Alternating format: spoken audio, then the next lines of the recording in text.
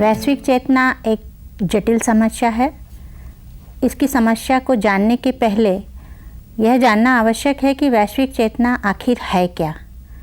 वैश्विक चेतना दो शब्दों का पदबंध है, जिसमें एक पदबंध है वैश्विक और दूसरा है चेतना।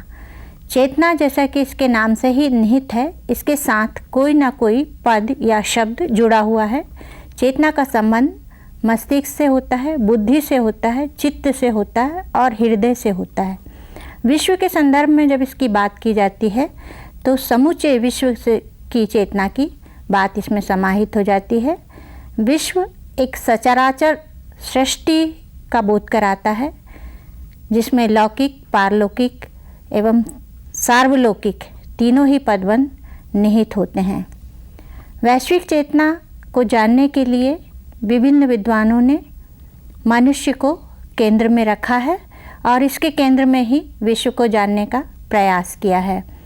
वैश्विक चेतना में जो दो पदबंध हैं वो जिससे कि चेतना को समाहित किया गया है और इसे विश्व के संदर्भ में बोध के धरातल पर एक सामान्य दिशा में समस्त लोगों को प्रतिष्ठित करने के उद्देश्य से जितने भी उपक्रम किए जाते हैं वे सब वैश्विक चेतना के ही आधार बनते हैं। कहने का तात्पर्य यह है कि बुद्धि के धरातल पर विश्व के समस्त लोगों को एक सामान्य स्थिति में प्रतिष्ठित करने के लिए किए गए प्रयास वैश्विक चेतना के उपक्रम हैं और इसको करने के लिए ऐसी ऐसी मान्यताएं स्वीकार की गई हैं, स्थापित की गई हैं, जो कि सार्वभौमिक तथ्यों एवं वैज्ञानिक तर्कों के आधार पर स्थापित किए गए मानदंड हैं और इन मानदंडों को, इन मूल्यों को समस्त लोग स्वीकार करते हैं। अभी कुछ दशकों में विश्व के जीवन में, धार्मिक जीवन में, आर्थिक जीवन में और सामाजिक जीवन में बहुत बदलाव आए हैं और इन बदलावों के चलते उसका जीवन स्तर भी बदल गया है। 8वें दशक के उत्तरार्ध में जो भूमंडलीय संस्कृति अस्तित्व में आई, उसने मनुष्य के समस्त जीवन को प्रभावित किया है और इस प्रभाव के कारण ही जो नया परिवेश जन्मा है उसमें स्वतंत्रता, समानता और जनतांत्रिक व्यवस्था ने नया रूप अख्तियार किया है। इस नए रूप को आर्थिक नव उदारवाद कहा गया। यह जो नव उदारवाद है, इसमें पूंजीवाद और जनतंत्र दोनों मिले जुले रूप हैं और इसका जो समग्र प्रभाव है वह विश्व के विभिन्न राष्ट्रों में देखा जा सकता है।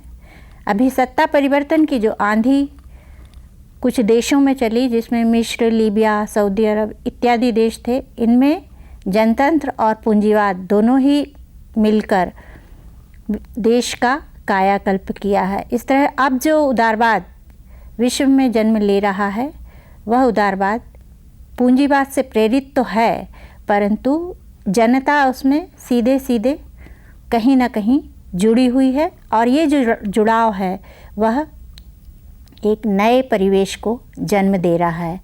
यह नए परिवेश एक चेतना का धरातल है जो कि विश्व के लोगों की समझ में परिवर्तन ला रहा है। वैश्विक चेतना का आधार केवल व्यक्ति तक ही निहित नहीं है, पर व्यक्ति से राष्ट्र बनता है और राष्ट्र से विश्व बनता है।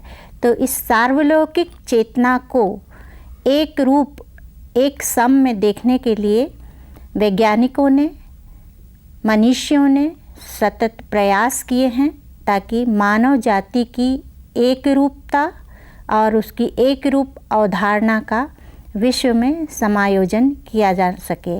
यही वैश्विक चेतना एक वसुधैव कुटुंबकम के समान विश्व का रचयिता है और उसका निर्माण करने में सक्षम है।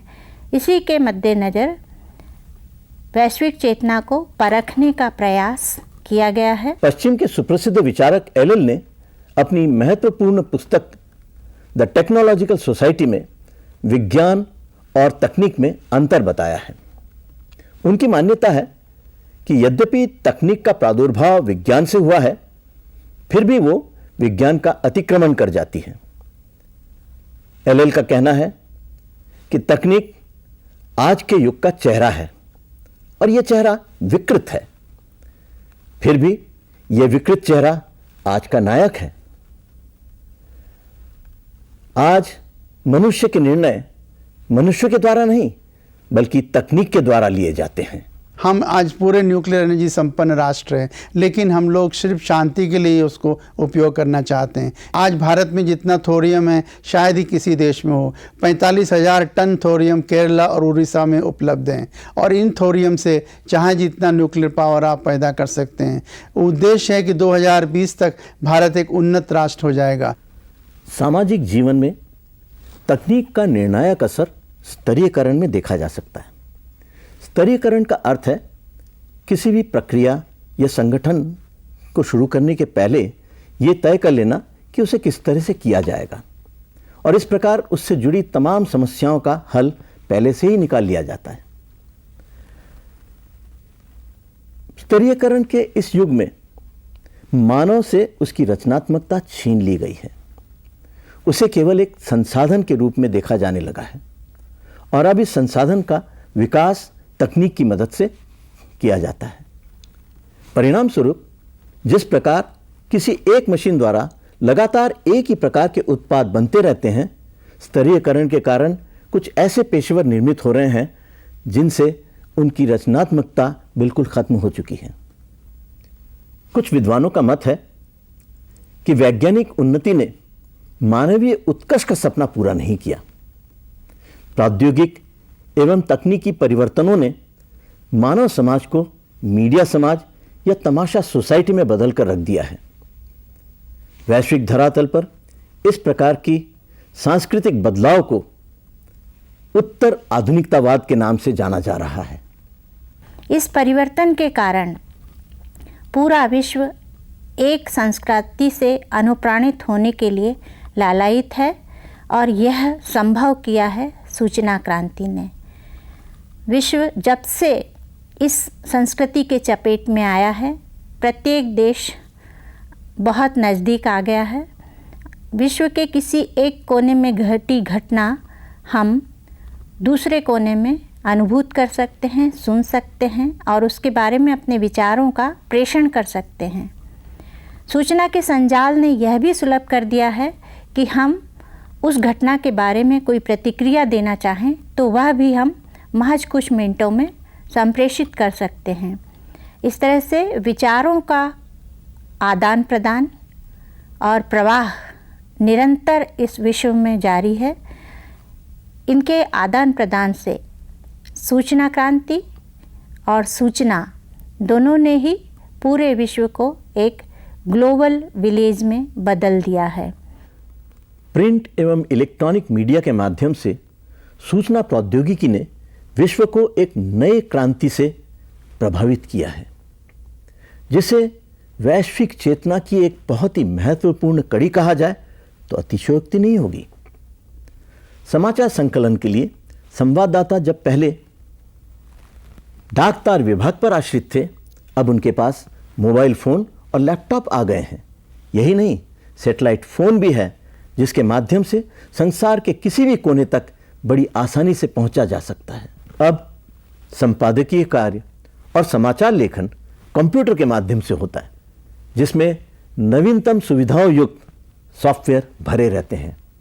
समाचार लेखन और पत्रकारिता के अतिरिक्त सूचना प्रौद्योगिकी का इस्तेमाल फोटो पत्रकारिता के लिए भी होने लगा है। सूचना क्रांति ने सारे विश्व को एक समान धरातल पर प्रतिष्ठित कर दिया है। सरकारी, गैर सरकारी, वाणिज्यिक, व्यावसायिक संस्थानों एवं कार्यालयों में सूचना क्रांति के कारण कार्यक्षमता में वृद्धि हुई है।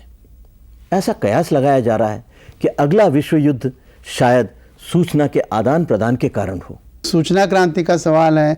आप देखिए, बेंगलोर है, नोएडा है, पुणे है, जहाँ भी आप जाइए, यहाँ तक इंदौर में भी आईटी पार्क फिर से खुल गया है। हर जगह आईटी के बोलबाला हो रहा है। सूचना तकनीकी के क्षेत्र में हुए विकास के कारण संपूर्ण विश्व में संचार के क्षेत्र में अभूतपूर्व क्रांति आई है, जिसके कारण रेडियो, दूरदर्शन, फिल्म और दूरसंचार के क्षेत्र प्रभावित हुए हैं। कंप्यूटर के उपयोग का जनाधार बढ़ने की वजह से इंटरनेट, वेबसाइट और ईमेल जैसे संचार के नए रूप सामने आ गए हैं।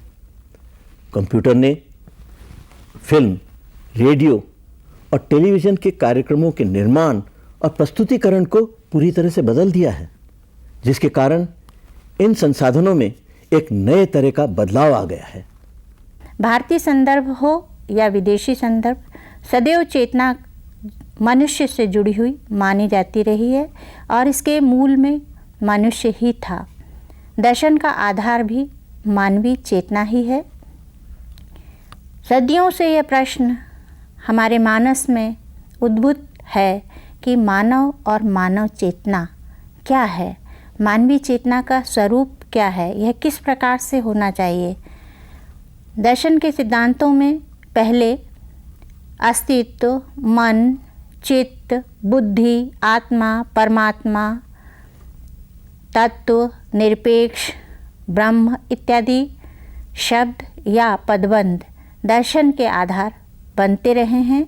यही हमारी दार्शनिक चेतना में विलीत होते रहे हैं। परंतु आज के ज़माने में जब हम 21वीं सदी में प्रवेश कर चुके हैं, तब दर्शन के मूलभूत नए सिद्धांतों में इन शब्दों का अस्तित्व हट सा गया है या इनको नगण्य कर दिया गया है। समसामयिक नए दर्शन के हिसाब से ये सभी पदबंध कहीं ना कहीं किसी दूसरी धारणा से, जिसे कि पराभौतिक संकल्पनाएं कहा गया है, से जुड़े हुए प्रतीत होते हैं। जैसे अगर मनुष्य कहा गया तो कहीं ना कहीं मनुष्य मनु या आदम से जुड़ा हुआ है। मनु के बिना हम मनुष्य की कल्पना नहीं कर सकते। या हमारी बुद्धि में मनु कहने से यह प्रश्न उठता है कि हम मनु कोई ऋषि रहे हैं, महात्मा रहे हैं, उनकी संतान है, इसलिए हम मनुष्य कहलाए। मसलन मनुष्य के साथ जो भी जुड़ा हुआ है वह शब्द मिश्रण का बोध देता है, उसमें शुद्धता नहीं है। इसीलिए दर्शन के जो नए सिद्धांत हैं उसमें सब्जेक्ट या व्यक्ति को प्रमुखता दी गई। सब्जेक्ट या सब्जेक्टिविटी में कहीं भी मिश्रण नहीं है, यह मूलतः शुद्ध शब्द है। इसमें शुद्धता है, या आप सब्जेक्ट कहते हैं या व्यक्ति कह रहे हैं, तो इसके पीछे मनुष्य के समान मनु जुड़ा हुआ प्रतीत नहीं होता। व्यक्ति एक पहचान बनाता है, जबकि मनुष्य कहने से व्यक्ति की पहचान धूमिल हो जाती है। व्यक्ति और मनुष्य में जो एक मूलभूत अंतर है उसका भी स्पष्ट पता चलता है। यानी व्यक्ति को अपनी पहचान बनाने के लिए अपने मूल रूप में ही आना होगा, तभी वह दर्शन का केंद्र बिंदु बनेगा। तो ये जो सिद्धांत थे वैश्विक चेतना के लिए व्यक्ति के स्तर पर आकर परखे गए और इसी के तहत वैश्विक चेतना ने एक नया रूप अख्तियार किया। अगर हम इसका दार्शनिक आधार ढूंढने की कोशिश करें तो फिर हमें दर्शन की नई थ्योरी की ओर ही आना पड़ेगा। दर्शन की नई थ्योरी यही कहती है कि वैश्विक चेतना के केंद्र में मनुष्य की अपेक्षा व्यक्ति को ही रखा जाना चाहिए। पूर्व दार्शनिक विश्व की चेतना में मनुष्य को केंद्र बनाकर चलते रहे हैं, पर आज हमें व्यक्ति को ही केंद्र में रखना होगा और व्यक्ति ही करता है, वही जगत में अपने कार्यों से, अपने कर्मों से निर्माण करता है या विध्वंस करता है। पुराने स्वरूप के हिसाब से जब मनुष्य केंद्र में था तो यह माना गया था कि इस सत्ता के नियंत्रण में किसी न किसी अस्तित्व का, किसी न किसी नियंत्रक का हाथ है। उसी को परम तत्व कहा गया, उसी को विश्व न्यायक कहा गया, या उसी को कोई एक सत्ता मान लिया जो कि विश्व को संचालित करती है।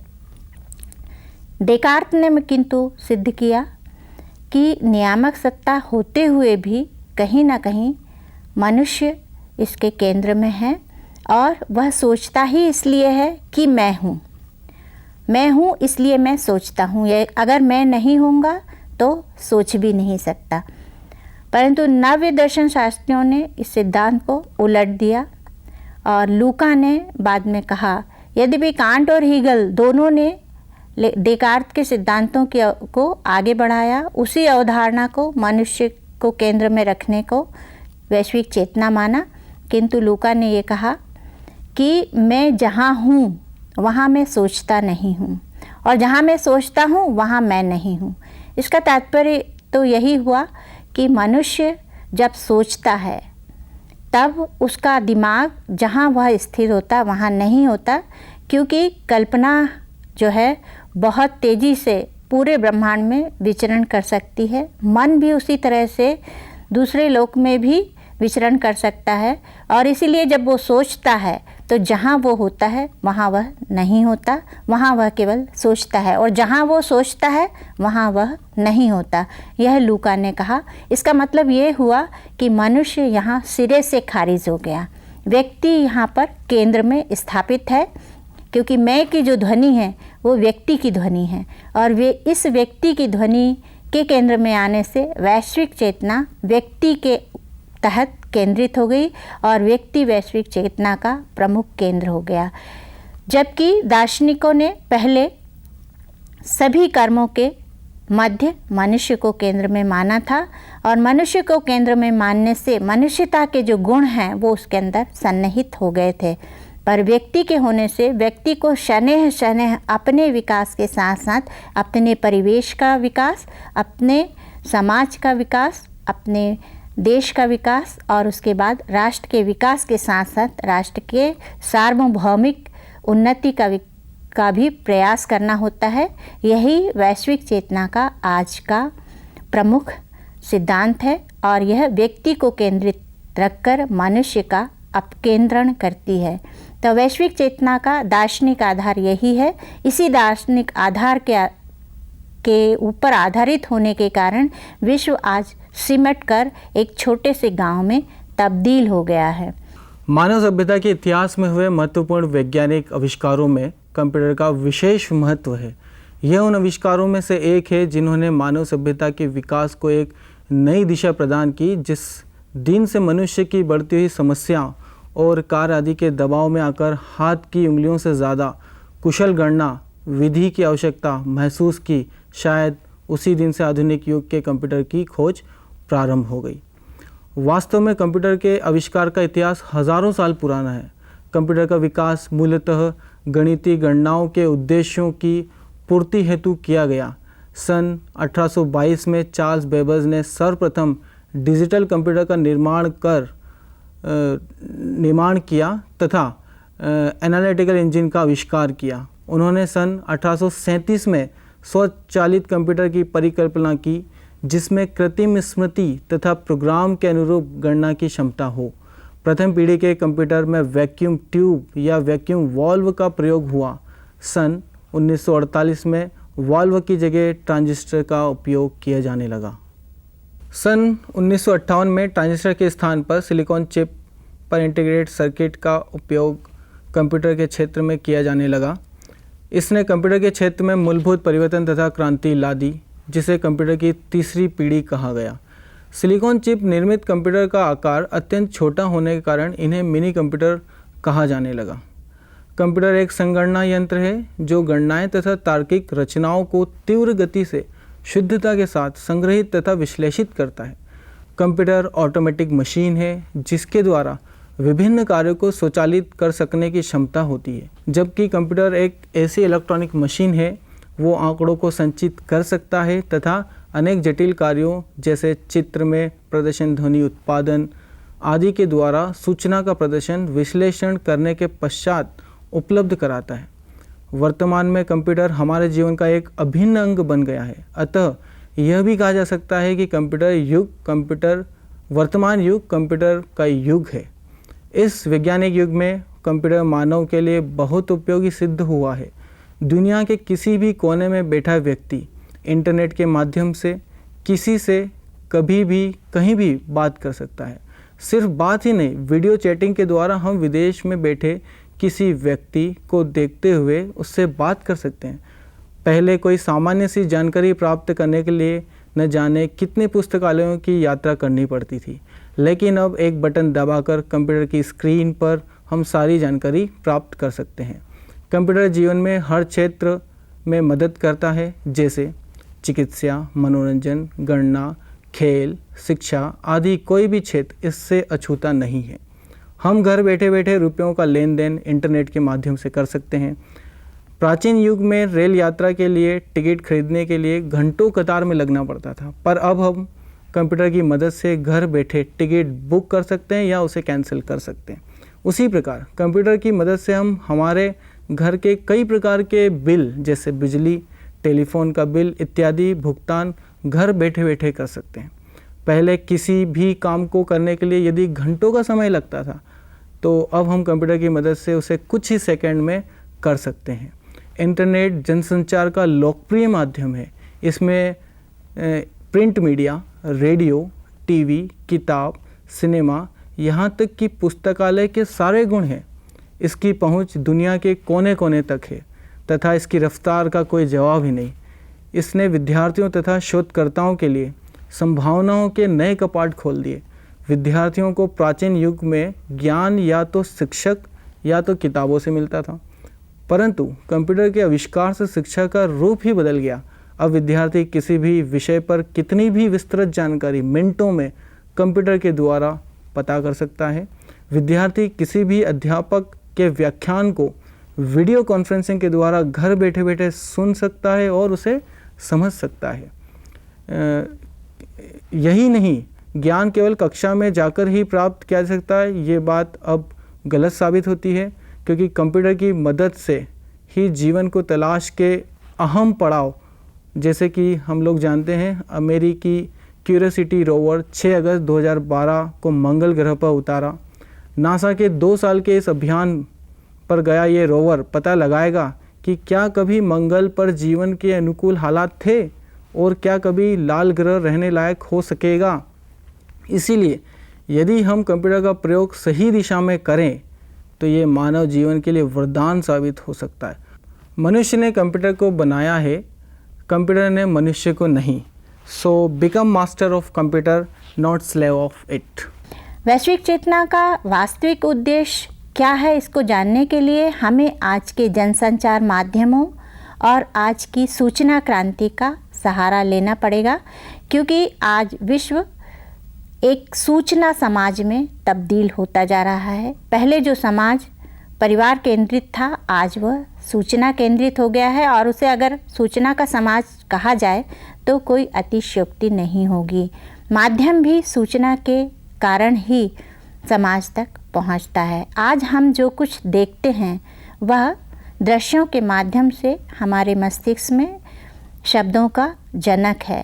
पहले हम भाषा का व्याकरण तय करने के लिए शब्द के पीछे छुपे अर्थ तक जाते थे, पर आज हम दृश्य में छुपे अर्थ को ढूंढते हैं। यानी दृश्य ही हमारे मस्तिष्क को इस गति से चलाता है कि हम उसमें विभिन्न अर्थों का अनुसंधान कर पाते हैं। मसलन ये हुआ कि संचार क्रांति ने सूचना को दृश्य के माध्यम से हमारे सामने पहुंचा दिया है। यानी श्रव्य और दृश्य दोनों ही माध्यम सूचना के प्रवाह को निरंतर चलाए रखते हैं और इससे चेतना हम उद्बुद्ध होती है। यह चेतना समूचे संसार के कार्यकलापों को, घटनाओं को, विचारों को हम तक पहुंचाती है। दृश्य के माध्यम से जो विचार हम तक पहुंचते हैं उनकी यांत्रिक गति इतनी तीव्र होती है कि उनमें से सही अर्थों को वहन करने की प्रत्येक दर्शक की, श्रोता की क्षमता भिन्न भिन्न होती है और अपने तहत उन दृश्यों में से अर्थों का संधान वह करता है। इन अर्थों के संतान ने भाषा का रूप भी एकदम बदल दिया है। भाषा आज की वैश्विक चेतना का एक अहम उद्देश्य है और ये भाषा समाज के मध्य जो सेतु का काम करती है उसको समझने के लिए वैश्विक चेतना को भी सरलता से समझा जा सकता है। वैश्विक चेतना का उद्देश्य में सबसे पहला उद्देश्य जो है वो भाषा को जानना और भाषा को दृश्य के माध्यम से ग्रहण करना।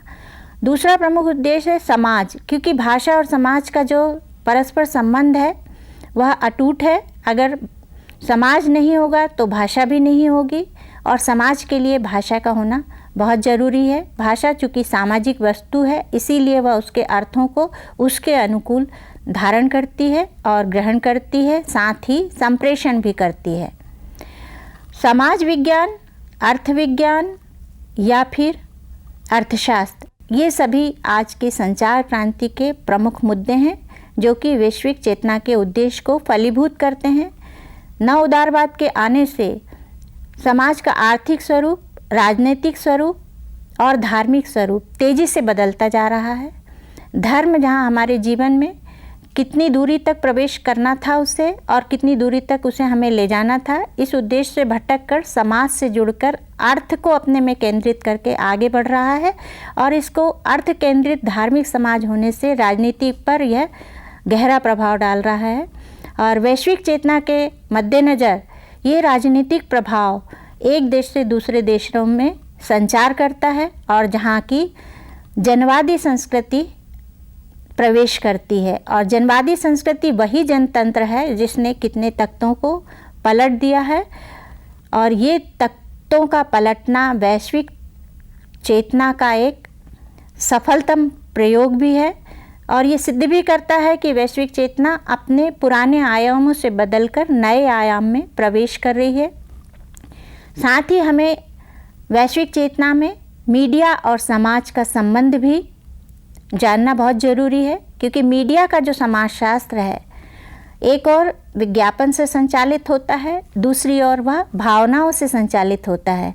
मीडिया समाज की भावनाओं का दोहन करना बखूबी जानता है और इस दोहन से वह एक ऐसा मनोवैज्ञानिक आयाम उसके आसपास रचता है कि वह उसके केंद्र में जो बुद्धि से संचालित होने वाले तत्व हैं वो निरी भावनाओं से संचालित होने लगते हैं और ये जो भावनाएं हैं वो कहीं ना कहीं चेतना को कुदेरती हैं और चेतना विशिष्ट फलक से उतरकर निचली पायदान पर जा पहुंचती है, जो कि मनुष्य को सफल होने से रोकती है और इसीलिए मनुष्य का अपकेंद्रण होकर वह फिर व्यक्ति तक पहुंच जाती है और व्यक्ति तक पहुंचना एक गंभीर खतरा बन जाती है। इस व्यक्ति को समष्टि तक पहुंचाना वैश्विक चेतना का एक अहम उद्देश्य है और इसीलिए वैश्विक चेतना में इन सब आयामों को हमको देखना बहुत ज़रूरी है।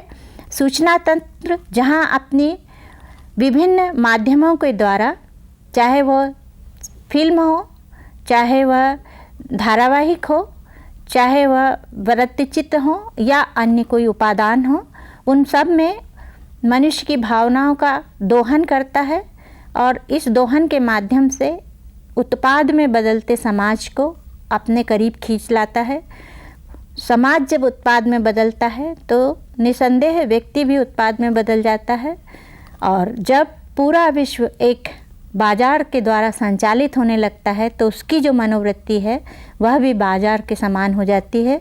व्यक्ति जब स्वयं प्रोडक्ट में बदल जाता है, उत्पाद में बदल जाता है, तो बाजार भी कहीं ना कहीं उसका शोषण करने लगता है। यह वैश्विक चेतना के लिए गंभीर खतरा है। इस खतरे से बचने के लिए पुनः हमको व्यक्ति को मनुष्य की ओर ले जाना होगा, तभी हम वैश्विक चेतना को एक विशाल फलक में एक सार्वलौकिक विकास के सिद्धांत की ओर ले जा सकते हैं और वैश्विक चेतना अपना ऐसा भौतिक फलक निर्मित कर सकती है जिसमें कि सभी व्यक्ति सुखी हों, संपन्न हों और सबकी चेतना एक व्यक्ति से लेकर समष्टि तक फैलेगी। यही वैश्विक चेतना का उद्देश्य है।